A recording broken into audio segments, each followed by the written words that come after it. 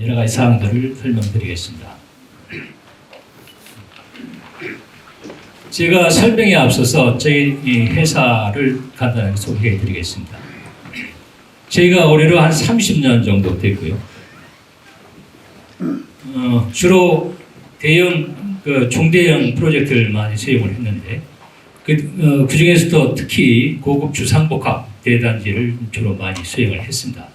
그래서 몇 가지 소개해 올리겠습니다. 첫 번째는 그 창원의 시스세븐이라고 보통 주상복합인데요.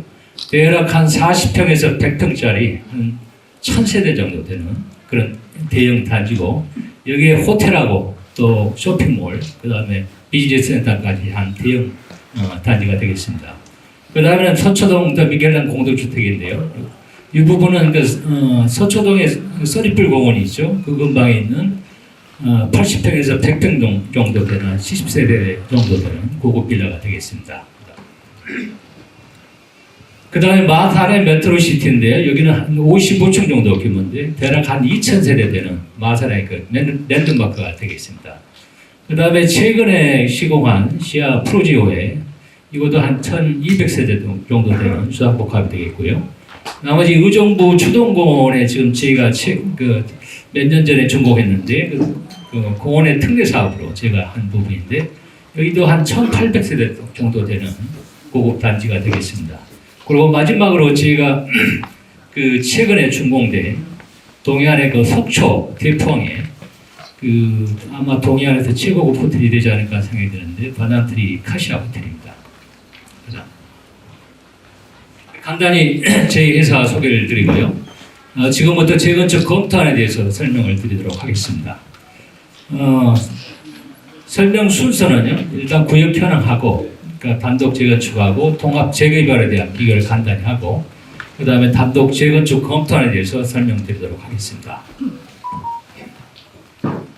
이 수도는 여러분들이 더 잘 아시겠지만, 그 남산공원하고 용산공원, 그 다음에 서울역하고 속대역 사이에 있는 아주 좋은 그 모양을 가지고 있는 위치가 되겠습니다. 전반적으로 지구단위 계획 추진은 아까도 말씀드린 것처럼 2010년부터 특계구를 지정이 돼서 23년도에 호암동 특별계획구역 공람이 진행되어 있는 상황입니다. 지금부터 단독 재건축 통합 재개발에 대한 아주 간단한 비교만 몇 가지 해보겠습니다. 그래서 여러 가지 차이가 좀 있지만 가장 중요한 거는 그래도 층수가 아니겠습니까? 그래서 저희가 단독 재건축을 할 때는 18층에 13층이고, 그 다음에 통합 재개발로 할 때는 최고 30층에서 평균 층수 23층으로 지금 하게 지침으로 되어 있습니다. 그리고 나머지 지역 지구라든지 용적률이라든지 이런 부분이 유사하다고 볼 수가 있겠습니다. 그래서 단독 재건축 지구단위 지침을 여기 추려보면요, 대략 한 18층 최고 층수가, 그 다음에 평균 층수 13층으로 하고, 그 다음에 용적률에 대한 부분은 기준이 190%고 상한이 250%까지, 저희 단독 재건축을 해더라도 250%까지 기부 체납하면 가능하다, 이렇게 설명드릴 수 있겠습니다. 그리고 단독 재건축을 했을 때 재건축 초과 이익 한수가 있는데요. 이 부분도 제가 볼 때는 그렇게 많지 않고 미미할 것이라고 판단이 됩니다. 그리고 단독 재건축은 여러분이 잘 아시는 것처럼 임대주택 확보 대상은 아닙니다. 그래서 서울시에서 대략 한 5% 정도는 공고를 하는데 임대 대상은 아니라는 걸 말씀드리고요. 그 다음에 혹시 통합 재개발을 했을 때는 임대주택이 한 25% 정도 되고, 만약에 이제 300%로 인센티브를 더 받게 된다면 최고 35% 정도까지도 임대주택을 짓게 될 거라고 판단이 됩니다. 지금부터 단독 재건축에 대한 검토안을 설명드리도록 하겠습니다. 우선 설명드리기 전에 저희가 여러분들한테 이제 조금 양해 드릴 부분은, 저희가 본 설계가 아니고 여러분이 여러 가지 판단을 하기 위한 아주 시안이라는 걸 또 다시 한번 말씀을 드립니다. 그래서 이거는 지금 검토안이고, 대략 우리가 사업적인 여러 가지 방향이라든지 판단을 할 때 보통 기획 단계에서 규모 검토를 합니다. 대략 그 정도에서 아주 기초적인 자료를 가지고 검토했다는 걸 사전에 말씀드리고 설명을 드리겠습니다. 저희 그 전반적인 그 DH의 현황이라든지 주변 상을 보면은 저희가 한강대로와 후암로와 그다음에 상부의 한강대로 104길 밑에 조터바이로 20m 사이에 있는 브로게 사이에 있는 아주 잘생긴 모양으로 되어 있는 대지가 되겠습니다. 그래서 그 차량에 대한 접근 이런 것들을 보면은 일단 그 한강대로의 큰 도로와 그다음에 후암로 사이에 북측으로 20m 도로가 계획되어 있습니다. 그래서 주 진입은 아마 그 20m 도로를 통해서 직접 북쪽에서 대지로 진입해야 되지 않을까 생각이 들고요. 북쪽으로 지금 공원이 지금 지구단위 계획에서 지금 계획되어 있습니다. 그래서 이 부분은 제가 볼 때는 이제 차후에 지구단위 어떤 사항들을 약간 변경을 해서 직접 대지로 주출입구가 그쪽으로 진입돼야 되지 않나 이렇게 판단이 되고요. 그다음에 부출입구는 제가 아시는 것처럼 한강대로하고 후암로 사이, 용산공원 사이에 그쪽으로 해서 그 15m를 통해서 부출입 바로 진입되는 그런 그 동선이라든지 그 차량 동선은 접근이 돼야 되지 않을까 생각이 들고요. 저희 대지 주변으로 12m 도로 부분이 양쪽으로 다 인접되어 있습니다. 그리고 보행자는 그 지구단위 지침으로 해서 동선 남북으로 해서 동서로 남산 통경초로 20m 공공 보행 통로가 이렇게 좀 잡혀 있습니다. 그래서 그 부분으로 하고 그 다음에 남북으로 좀 10m의 공공 또 보행 통로가 잡혀 있는데 그래서 보행자들은 한강대로에서나 또는 그 후암로에서 20m 공공 통로에서 접근을 하고 그리고 남북 보행로 10m를 통해서 각각 세대로 진입하는 그런 보험자 접근이 되지 않겠는가 이렇게 생각이 됩니다. 자세한 거는 학대 평면에서 잠깐. 제가 전반적인 개요를 좀 설명을 못 드렸는데요. 전체 개요를 보면은, 전체 지금 그 빨간색으로 되어 있는 저희 그 지역에, 4-1 구역이, 총 면적이 36,000평 정도 되고요. 가용 면적이 지금 빨간 그 색으로 되어 있는 부분이 28,900평 정도가 되겠습니다. 그래서 저희가 이 부분에 지금 그 연면적으로는 한 95,000평에서 한 10만 평 정도 내외가 되지 않겠는가 이렇게 추정이 되고요. 그리고 층수는 지하 한 2층 정도로 추정이 되고요. 그다음 이상으로는 아시다시피 18층으로 지금 계획했고 전체 그 층수로는 18층으로 이렇게 계획을 했습니다. 그리고 용적률은 지금 현재 250%까지 가능하나 230% 정도로 적정하다고 판단하고 230%로 지금 돼서 계획을 했습니다. 그리고 폐용별 세대수는 일단은 그 전용 면적 25평, 분양 면적 34평을 기준으로 그 평형대를 한 50% 정도 잡고 그 이하 30평 이하로 24평, 30평짜리를 한 20%, 25% 내에 그 다음에 중대형 40평, 50평짜리를 한 25% 정도 해서 그렇게 균형을 잡고 전체적 세대 배치를 하는 것이 바람직하지 않겠는가 해서 일단 가정에서 그렇게 배치를 해봤고요. 총 세대수는 1850세대 정도가 되겠습니다. 나머지 구체적인 걸 학대 평면에서 또 설명을 드리도록 하겠습니다. 그래서 저희가 그 전반적인 그 세대 배치라든지 배치를 잡기 이전에 전체 지형이라든지 주변 상을 보면은 그 지형 판단을 해보면은 그 여러분들 잘 아시다시피 북동쪽에서 남서쪽으로 해서 가운 중앙 부분에 해발 한 55m 정도 구릉이 있습니다. 굉장히 높은 구릉이죠. 그래서 밑에 하부에 한 25m, 상부에 한 35m 정도, 한 10m 차이인데 중앙 부분은 상당히 높습니다. 그래서 그 부분을 참고로 해서 전체적으로 집안 그 상황 기준을 잡는다 그러면 제가 생각할 때는 북쪽이 높고 지금 남쪽이 조금 낮은 또 바람직한 경사를 가지고 있습니다. 그래서 저희가 이제 실제 계획할 때는 북쪽을 약간 높은 한 35m 부분으로 해서 기준 레벨을 잡고 그다음에 남쪽으로 반쪽 중간 보행 통로를 기준으로 해서 남쪽은 30m 정도로 해서 기준 레벨을 잡는 게 바람직하지 않겠는가 그렇게 판단이 되고요. 그래서 저희는 지금 현재 가정을 해서 위에 35m 부분이 상부 1층 바닥이고 하부는 남측으로는 30m 정도를 기준 레벨로 해서 전체 대지를 계획을 했습니다. 그래서 전체적으로 그 배치 부분에 대해서는 전 세대가 남양으로 남동 남서로 배치하는 원칙으로 하고 그래서 중앙 부분을 해서 아까도 설명드린 게 34평짜리를 중앙 그 남북 보행 통로를 중심으로 해서 지금 보시는 것처럼 연두색이죠. 쪽으로 해서 쭉 배치를 해서 15층부터 18층으로 해서 이 뒤에 녹지 있는 부분은 15층 배치를 하고 그 다음에 사이드로 해서 30평에서 20평 약간 중소형 평형대를 양쪽으로 배치를 했고요. 그 사이에 약간 주거 환경이 좀 조용하고 좋은 데는 중대형 평형을 중앙으로 배치해서 한 10층에서 12층 얘는 전체적으로 동서남북으로 해서 스카이라인이라든지 전반적인 밸런스가 맞도록 일단 배치를 해봤습니다.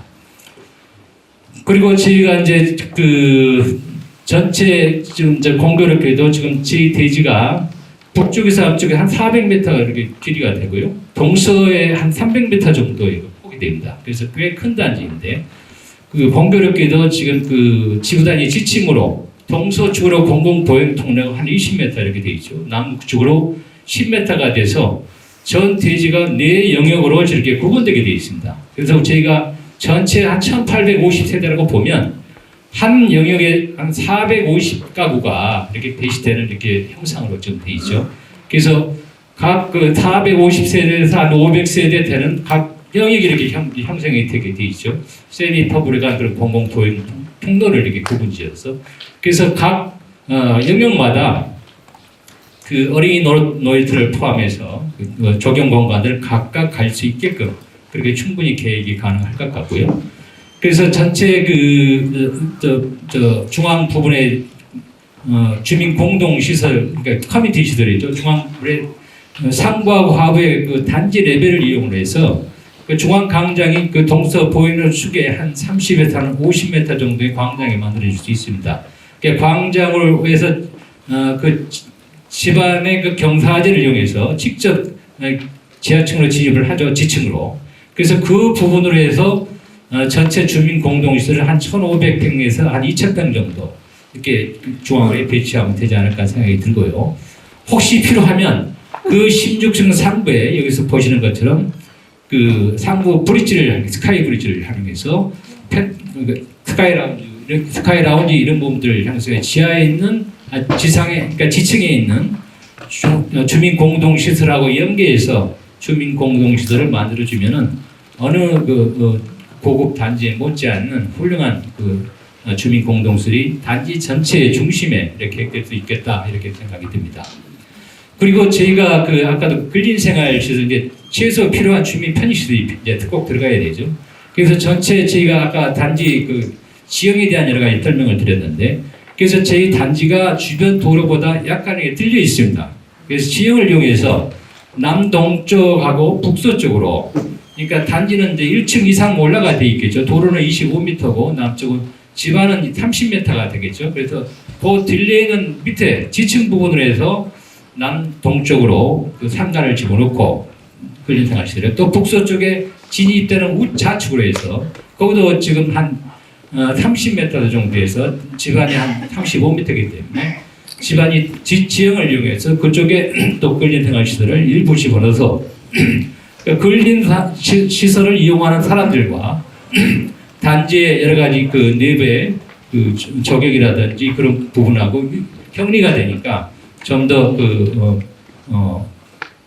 프라이버시한 그런 내부 공간을 만들 수 있지 않을까 지형을 이용해서요. 그래서 전반적으로 저희가 지형 부분에 대한 것들이 약간은 좀 불리한 듯 보이지만은 지형을 잘 이용하면은 저희가 북쪽에서 남쪽으로 흐르는 경사이기 때문에 북에 좀 높고 낮고 또 지형을 이용해서 또 근린 생활시설도 단지 내로 진입이 안 되고 여기서 접근하게 이렇게 계획을 하면은 전체적으로 주차가 없는 그런 아주 아늑한 그런 내부 공간을 조경 공간을 만들 수 있겠다 이런 생각이 듭니다. 그래서 전체적으로 동서로 또 남부로 해서 스카이라인의 전반적인 조화라든지 또는 밸런스라든지 이런 부분들에 대해서는 제가 볼 때는 18층, 평균 14층으로도 충분히 단지 배치가 가능하다 이렇게 판단이 됐고요. 물론 20층의 여러 가지 그런 30층에 대한 변수보다는 약간 어려움이 더 가령 물론 되겠습니다만 충분히 13층에 18층으로도 좋은 단지를 만들어낼 수 있다 이렇게 설명드릴 수 있겠습니다. 그다음 제가 이거는 예시입니다만은 이런 적용 계획안에 대한 부분도 잠깐 설명을 올리도록 하겠습니다. 그래서 밑 좌측에 보시면은 그 전체 단지의 아까 보행 진입에 대해서 설명을 드렸죠. 그래서 동서 남산을 통경척을 통해서 주 접근이 되고 또 남북 보행 통로를 통해서 접근을 해서 이 파란색 줄로 해서 각각 세대로 진입하는 그런 동선이 형성될 수 있을 것 같고요. 파란색은 또 전체 단지의 비상 통로로도 겸한 그런 그 루트가 되겠습니다. 그리고 그 각 영역마다 아까 네 프로그램 영역이 나눠진다고 그랬죠. 그래서 영역마다 어린이 놀이터라든지 그 퍼블릭한 그런 그 외부의 이런 조경 공간들을 각각 배치할 수 있는 충분한 그런 공간들이 나온다 이렇게 설명드릴 수 있고요. 그래서 커뮤니티 에비뉴, 그린 에비뉴, 잔디마다라든지 크리스틸, 또 어린이 놀이터, 또 히스티리스 가든 이런 부분들 각각 영역에 배치를 충분히 가능하다 이렇게 설명드릴 수 있겠습니다. 그 적용 계획을 좀 더 추가로 설명을 드리면요, 힐링 가든이라든지 또는 뭐 그린 스퀘어라든지 이런 부분은 일반 여러 가지 적용 기법인데 지금 그다음에 암소곤이라든지 팜 가든 이런 부분들이 많이 시설을 하죠. 그다음에 쉐이드 가든, 중앙광장은 저희가 그 동서 통경축 20m 통경축 있죠. 거기에 커뮤니티 시설 만약 그쪽에 조합을 한다면 그쪽에 중앙광장이 이런 모습으로 형성될 수 있지 않을까 이렇게 생각이 듭니다. 그래서 만약 본설계로 간다면 이런 적용 부분은 굉장히 중요하기 때문에 적용 부분은 지금보다 훨씬 더 풍요롭게 할 수 있지 않을까 이렇게 생각이 듭니다. 그래서 아까 설명을 드린 것처럼 대략 지금 그 물리적인 연사 사항들을 설명드리면요. 그래서 지금 저희가 아까도 말씀드린 그 남동 남서초에서 종단 횡단 계획을 쭉 보면은 동간에 대한 부분은 앞면 부분과 그 뒤에 동의 거리를 얘기하는 거죠. 그 대략 지금 이렇게 보시면은 한 짧은 데는 한 35m, 그리고 긴 데는 한 58m 정도의 동간의 간격들이 충분히 그 여유가 있게 확보할 수 있다 하는 거하고, 그로 인해서 일조 조망 이런 부분들은 늘 유사하고, 또 중앙의 부분은 또 단지 여러 가지 그 경사지를 이용한 도움 먼지 공해 이런 부분이 최소화하실 수 있는 계획을 할 수 있겠다는 생각이 들고요. 그 다음에 제 옆에 또 초등학교가 있죠. 그래서 초등학교가 근처에 있는 그런 단지가 또 될 수도 있겠다는 생각이 듭니다. 그래서 그 층수에 대한 부분보다도 그 부분에 이런 어떤 배치 관계라든지 이런 것들을 최선을 다하면은 최고 프리미엄 단지 조성을 충분히 가능하겠다 이렇게 말씀드릴 수 있겠습니다. 제가 아까도 잠깐 얘기가 나왔습니다만은 중층 주거동으로 해서 할 때 30층, 18층에서 꼭 단점만 있는 건 아니고 장점도 있습니다. 장점 몇 가지를 이렇게 설명을 드리도록 하겠습니다. 그래서 아까도 잠깐 설명했습니다만은 지금 저희가 지금은 이제 보통 아파트 단지 배치를 할 때 일자형으로 하는 게 아니고 이제 45도 또 X자라든지 여러 가지 방향성들을 가지고 그 동간 거리라든지 향이라든지 이런 것들이 많은 세대가 이렇게 될 수 있도록 배치 기법들을 많이 씁니다. 그러다 보면은 지상의 그 아파트 배치가 굉장히 여러 가지 자유롭게 돼야 되거든요. 그래서 최근에 저희도 많이 그렇게 합니다만은 지하층의 그 주차장하고 지상의 아파트가 자유로울 수 있게끔 배치할 수 있게끔 하기 위해서 변환층을 줍니다. 그래서 주차장하고 지상의 아파트 부분하고 구조 변환층을 줘서 지상에는 아파트가 자유롭게 아무데나 배치돼도 상관이 없을 정도로 하고, 지하층은 또 여기 또 안반이지 않습니까? 안반에 아주 효율성이 높은 주차장을 배치해서 지하층을 최소화하기 위해서 이런 기법들을 많이 씁니다. 그렇다면은 18층하고 30층에 대한 트랜스퍼 부분에 있어서의 구조 변환층의 두께가 굉장히 차이가 납니다. 1m 이상 차이가 나고요. 또 기초 부분도 30층으로 집중 하중이 밑으로 이제 가면은 그 기초 두께도 상당히 두꺼워집니다. 그렇다고 보면은 30층에서 18층으로 한 2m 이상의 그런 높이 구조에 대한 그런 차이들이 발생할 수가 있습니다. 그래서 지하에 대한 부분도 조금 더 부담이 더 되겠죠. 그래서 저희가 저희 단지를 보면은 GTX 라인에 지나가게 되어 있습니다. 그래서 저희가 여러 가지로 고민을 하고 노력을 해봤습니다만은 GTX 라인에 대한 부분을 배제하고 현실적으로 아파트 배치하기 굉장히 어렵습니다. 또 그래서 또 다른 굉장히 나쁜 환경들이 만들어지기 때문에 탄데, 그래서 GTX 라인에 대한 부분은 감안해서 저희가 배치를 한다고 보면은, 제가 이제 여기서 보시는 그림에서 보시는 것처럼 제가 확인한 결과, 토목도 그 기술자 전문가들하고 의논한 결과, 대략 GTX의 11.5m 폭으로 해서 저희 대지 밑으로 한 40m 이상 이렇게 떨어져 있습니다. 그래서 안전에는 크게 지장이 없다. 그렇게 이제 저희가 이제 검토를 받았습니다만은, 이 부분에 있어서도 제가 18층이냐 30층에 따라서 그 기초 깊이도 더 내려갈 뿐만 아니라 또 집중 하중이 이렇게 내려감으로써 영향이 다소 30층보다는 18층이 덜하지 않을까. 그래서 그런 부분도 최소화시키는데 약간의 장점이 있다. 이렇게 말씀드릴 수 있겠습니다. 그래서 그런 여러 가지 사항들을 비교를 해보면은, 아까도 잠깐 얘기가 나왔습니다. 공사기간도 층수에 대한 거라든지 기초 두께라든지 이런 부분에 있어서 당연히 단축이 될 거고요. 그 다음에 그걸로 인해서 공사비가 절감이 되고, 또 공사기간이라든지 콜집들이 있는 부분에 대해서 공사비가 절감이 되고, 그로 인해서 사업 기간 단축으로 해서 금융비용이 굉장히 많지 않겠습니까? 시간에 대한 문제로. 금융비용이나 또 시간이 길어짐으로써의 시공 리스크가 굉장히 많이 발생합니다. 그런 리스크도 단축이 됨으로써 시간 짧아짐으로써 감소가 되고, 그래서 전체적으로 조합의 경제적 부담이 감소할 수 있다. 이렇게 판단이 들고요. 또 그로 인해서 가장 중요한 것은 그 입주 시기 아니겠습니까? 입주 시기도 전반적인 사업 일정들이 빨라지니까 한 1년 이상은 감축될 수 있다. 이렇게 판단할 수 있겠습니다. 그리고 추가적으로 또 설명을 드리면, 저희가 이제 임대 아파트 부분을 가급적 최소로 해서, 이제 안 두는 것도 좋겠지만, 해서 다양한 평면을 저희가 배치할 수가 있겠습니다. 그래서 지금은 현재로는 저희가 기준을 34평을 50%대로 맞추고, 그 30평 이하를 25%, 또 35평 이상 중대형을 25% 했습니다만은, 조합의 요청이라든지 또는 이제 사업적인 여러 가지 변화가 있으면은 그거를 40%까지 확대 가능합니다. 그래서 그거는 얼마든지 확대할 부분은 대형, 중대형 아파트를 더 늘리는 부분도 있고, 소형 아파트를 줄이고, 그럼 조금 더 단지가 쾌적해지겠죠. 또 하나는 지금 최근에 많이 이제 시행되고 있는 펜트하우스를 만들어낼 수 있습니다. 그래서 중앙의 추리라든지 주변으로 펜트하우스를 60평, 70평, 80평 펜트하우스를 만들죠. 그래서 펜트하우스까지 이렇게 저희가 계획을 하면 중대형 아파트를 한 80%까지 만들어서 조합원 여러분들이 어떤 평면도 선택할 수 있게끔 그런 기회들이 주어질 수 있게끔 그렇게 될 수 있겠습니다. 이거는 이제 저희 단지에 적용될 수 있는 그 단위 세대를 간단히 소개해 드리겠습니다. 좌측에는 이제 30평대 코너이고요. 대략 이런 모양이 되어 있고요. 지금 이제 이런 모양들은 많이 여러분들 보시는 것처럼 되고, 주방, 거실 있고, 지금 이제 알파룸이라고 해서 발코니를 활용해서 그 방을 조그만 걸 서비스 방을 하나 더 만듭니다.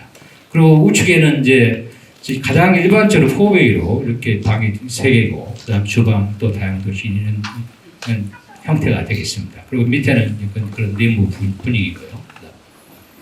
그다음에 중대형 아파트에 대한 부분은 이제 그 유사하게 4웨이지만 중앙에 럭셔리하게 한 6m에 한 15m 정도 큰 공간들을 줘서 요새 럭셔리하게 하는 그런 기법이 있고요. 이제 중앙에는 이제 그 내부 분위기를 잠깐 보이는 거, 침실이 있고요. 그다음에 마지막으로 중대형 사례인데, 최근에 이제 서울시에 재건축할 때 가끔 나타나는 게 평대인데, 중대형이어도 방을 3개로 하고 각 실들을 굉장히 강화시키고, 특히 거실이나 식당, 주방 이런 부분을 럭셔리하게 아주 호텔식으로 이렇게 해서 테라스가 있는 새로운 평면들이 계속 나오고 있습니다. 그래서 아마 최고의 어떤 고급 아파트가 되려면 저런 평면도 충분히 개발이 가능하다. 또 우리 단지에도 저런 평면들이 충분히 배치가 가능하다. 이렇게 설명드릴 수 있겠습니다. 그래서 전체 고급화 단지 효율화 이런 식으로 하고요. 그래서 제가 방금 말씀드린 것처럼 40%까지 대형 아파트가 확대 가능하고, 펜트하우스도 물론 가능하고요. 임대 아파트는 가급적 폐지를 하고 그렇게 해서 저 최고급 프리미엄 단지로 구현이 가능하다 이렇게 말씀드릴 수 있겠습니다. 최고급 프리미엄 단지에 대한 부분 한두 개를 소개해 드리겠습니다. 잘 아시는 것처럼 한남도가 1인데 저층에서 한 12층까지 이렇게 저층을 이어도 최고급 프리미엄 단지이겠고요. 그다음에 여기는 잘 아시는 한남 라인원입니다. 여기는 이제 5층에서 9층까지 정도 지금 아파트죠. 그래서 아래측 보면은 동간 간격이 한 20m 정도도 안 되는 그런 간격을 이렇게 가지고 있습니다. 그럼에도 불구하고 서울의 최고 브랜드를 프리미엄 단지 중에 하나입니다. 그래서 층수가 높고 해서 프리미엄 단지가 꼭 되는 건 아니다. 층수가 낮아도 어떻게 꾸미느냐, 어떤 특색을 가지고 해서 내부에 여러 가지 사항들을 만들어 가느냐에 따라서 충분하게 프리미엄 단지를 만들어낼 수 있다. 이렇게 말씀드릴 수 있겠습니다. 그 다음에 이거는 흑석 11지구에 지금 대구에서 지금 진행하고 있는 부분인데요. 이거는 최고 층수가 16층입니다. 여러 가지 공원이나 주변에 있어서. 여기 보시면은 16층이어도 내부 여러 가지 정원이라든지 단지 여러 가지 사항들이 충분히 그 아파트의 어떤 분위기를 만들어낼 수 있는 그런 점이 될 수 있겠습니다. 그래서 제가 계획을 대략 시뮬레이션을 한번 돌려봤습니다. 그래서 남북 공공 보행 통로의 축과 동서 통경축을 중심으로 해서 좌우로 해서 질서 있게 배치를 해서 그뿐만 아니라 사이사이로 동서 통경축을 만들어내고 그래서 전반적으로 동서 스카이라인이라든지 그런 부분을 자세히 보시면 그 단지 내에 곳곳에 충분한 그 조경 공간, 내부 공간들이 만들어질 수 있겠구나 이렇게 판단할 수 있을 것입니다. 가장 일반적으로 저희가 보는 조감도인데요. 그래서 제가 인베이라는 이런 부분은 가상에서 실제는 아니고요. 가상에서 지금 그려놓은 것입니다. 그래서 그런 부분도 이제 본설 이거는 이제 어차피 저희가 여러분들 여러 가지 결정하는데 도움을 드리기 위해서 시안이기 때문에 이거는 이제 어떻게 보면 가짜니죠. 그래서 본 설계 때 여러 가지 설계 이런 부분들을 아주 최고의 전문가들이 하면은 이보다 훨씬 여러 가지 좋은 내부 환경이라든지 또 특별한 그런 디자인들을 발휘하면은 충분히 좋은 단지가 만들어질 수 있겠다. 그래서 대략 보시면 지금 남북쪽, 동서쪽들 각각 밸런스 있게 배치되어지는 상황들 보면 충분히 이렇게 해도 좋은 단지가 될 수 있겠구나 하는 판단을 할 수 있지 않을까 그런 생각이 듭니다. 그래서 전반적으로 검토해서 종합해서 말씀을 드리면 저희가 고급화 단지를 추구하는 데 있어서 동강거리라든지 일조 이런 부분도 아까 설명드린 것처럼 어느 정도 거리가 확보가 돼서 일조라든지 조망도 통경출이라든지 최소 확보가 된다. 우수하다 볼 수 있고요.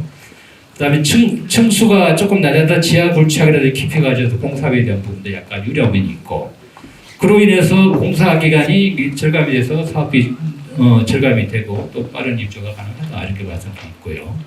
그리고 임대 아파트를 최소화시키고 또 펜트하우스까지 해서 다양한 평형 세대를 공급함으로써 여러분들 입주민들이 어떤 평이든 선택할 수 있는 선택권이 넓어진다 이렇게 말씀드릴 수 있겠습니다. 그리고 무엇보다도 여러 가지 요소들, 인허가 지원 요소라든지 또 사업 리스크 이런 부분들이 경감됨으로써 가장 중요한 것은 사업 시행 기간이 상당히 단축될 수 있는 유리한 점들이 있다 이렇게 말씀드릴 수 있고요.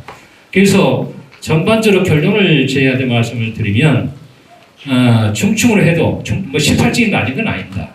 18층으로 해도 충분히 서울의 최고급 브랜드 아파트 또 최고 프리미엄 단지로 조성이 가능하다 하고 저희는 판단하고 여러분들 말씀드릴 수가 있고요.